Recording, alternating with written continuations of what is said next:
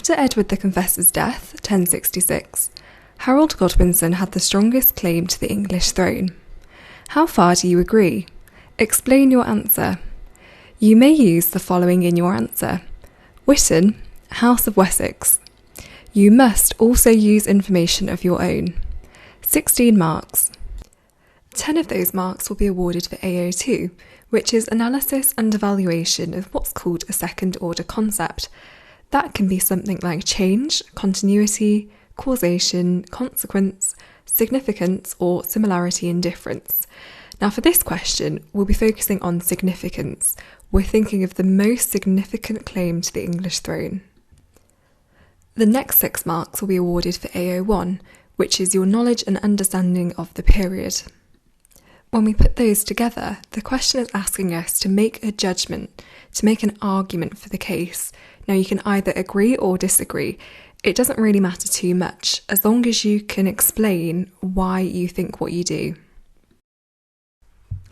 All of this is explained in much more detail in the overview video, so it's definitely worth taking a look at that if you haven't already.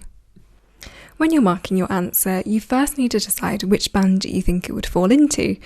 Again, all of this is explained in much more detail in the overview video. These are the bottom 2 bands. These are the top 2 bands.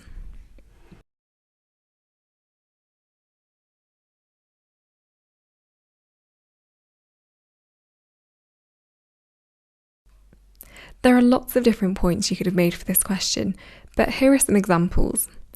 If you chose to support the statement, you could have made a point about the Witan. So you could have said that the Witan was the most powerful council in England, and they had decided that Harold should be the next king.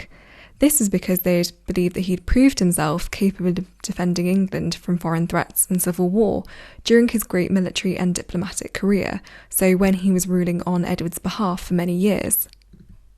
This is a great point. It's really developed. You've brought in lots of your own knowledge and you've linked it back to the question.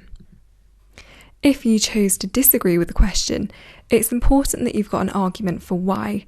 So is there somebody else that you think had a stronger claim to the throne?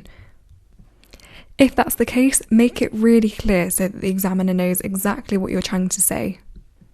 You could make quite a strong case for William, for example. Maybe you could acknowledge that Harold did have a good claim to the throne because Edward had promised it to him, but maybe you could conclude that battle was the only way that succession was decided. So really the Battle of Hastings was the only meaningful claim.